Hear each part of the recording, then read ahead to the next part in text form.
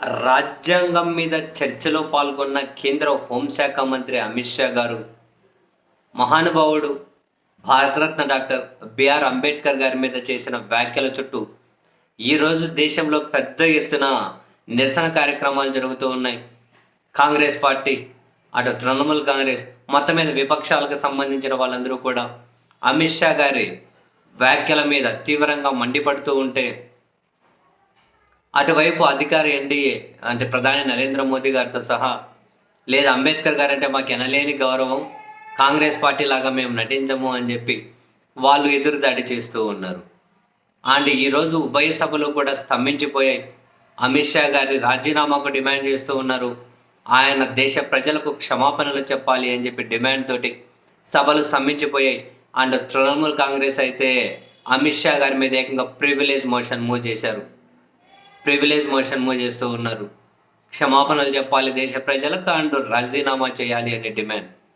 నిన్న రాజ్యాంగం మీద చర్చ సందర్భంగా అమిత్ షా గారు మరి అట్లా ఎందుకన్నారో అంత అసహనంగా తెలియదు కానీ, అరే అంబేద్కర్ అంబేద్కర్ అంబేద్కర్ అంబేద్కర్ అంబేద్కర్ అంబేద్కర్ అంబేద్కర్ ఏంటిది మాట మాటికి, ఆ దేవుడి పేరన్నా తెలుసుకోండి, మీకు పైన స్వర్గంలో స్థానమన్న మంచిగా ఉంటుంది అన్నారు. అంబేద్కర్ గారు సరే దేవుడు కనిపించి ఎవరికి మేలు చేస్తారో ఎవరికి కీడు చేస్తారో మనకు తెలియదు కానీ, ఎవరు చూడలేదు కానీ, అంబేద్కర్ అనే మహానుభావుడు ఈ దేశాన్ని ఐక్యంగా ఉంచడం ఒకటేనా?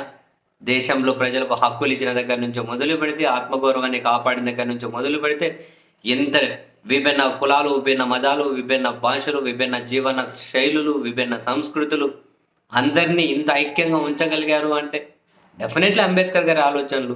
ఏ రోజు కన్నా దేశాన్ని పటిష్టంగా ఉంచేది అంబేద్కర్ గారి ఆలోచనలు మాత్రమే.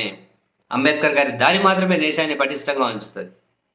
అసలు అంబేద్కర్ గారిని ఒకరు విమర్శిస్తున్నారు, ద్వేషిస్తున్నారు అంటే వాళ్ళకి అంబేద్కర్ గురించి తెలియదని అర్థం. Very simple. మరి అమిత్ షా గారు ఎందుకు అలా అన్నారో తెలియదు. అలా ఎందుకు అనాల్సి వచ్చిందో, అరే అంబేద్కర్ అంబేద్కర్ అంబేద్కర్ అంబేద్కర్ అంబేద్కర్ దేవుని పేరు తలుచుకోండి స్వర్గం అని. ఎవరు చూసి వచ్చారు స్వర్గము నరకం? ఇక్కడ జనాలకు స్వర్గం ఉండాలి, కనీసం ఆత్మగౌరవంతో జీవించాలి, అందరికీ హక్కులు ఉండాలి, మనిషిని మనిషిగా చూడాలి అనేది అంబేద్కర్ గారి ఆలోచన. సో ఈ క్రమంలో తృణమూల్ కాంగ్రెస్ అధ్యక్షురాలు ప్లస్ పశ్చిమ బెంగాల్ ముఖ్యమంత్రి మమతా బెనర్జీ గారు అయితే అడుగడుగున ద్వేషాన్ని నింపుకున్న వాళ్ళు, అటువంటి వ్యక్తి నుంచి, అటువంటి పార్టీ నుంచి ఇంతకు మించి అంబేద్కర్ గారి మీద వేరే వ్యాఖ్యలు ఎలా ఊహించగలుగుతాంలే అని డైరెక్ట్ పశ్చిమ బెంగాల్ ముఖ్యమంత్రి గారు అన్నారు. అండ్ మల్లికార్జున్ ఖార్గే గారు మనుస్మృతిని తీవ్రంగా వ్యతిరేకించిన అంబేద్కర్ అంటే ఈ మనుస్మృతి వారసులకి బై డిఫాల్ట్గానే ద్వేషం ఉంటుంది, ఆ ద్వేషాన్ని ఆపుకోలేక ఈ విధంగా ఎల్లగక్కుతున్నారు అని చెప్పి మల్లికార్జున్ ఖర్గే గారు అన్నారు.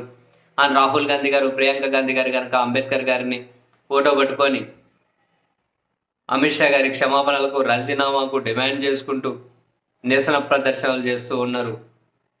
మొత్తం మీద అయితే దేశవ్యాప్తంగా దీని మీద అయితే ఆందోళనలు జరుగుతూ ఉన్నాయి. మరి మొత్తం అసలు అంబేద్కర్ గారి గురించి మాట్లాడే ముందు మరి ఇట్లా ఇంత అసహనము అక్కర్లేదు కదా ఎవరికైనా. అలా మాట్లాడాల్సింది ఏముంది అంటే, అంబేద్కర్ను ఏదో వాట్సాప్ యూనివర్సిటీని అడ్డు పెట్టేసి ఏదో అంబేద్కర్ మీద వ్యతిరేక వ్యాఖ్యలు చేపిద్దాం, ఎవరైనా అంబేద్కర్ మీద నెగిటివ్గా ప్రొజెక్ట్ చేద్దామంటే చారజీ అడ్డు పెట్టుకొని సూర్యుని ఆపగలుగుతారు.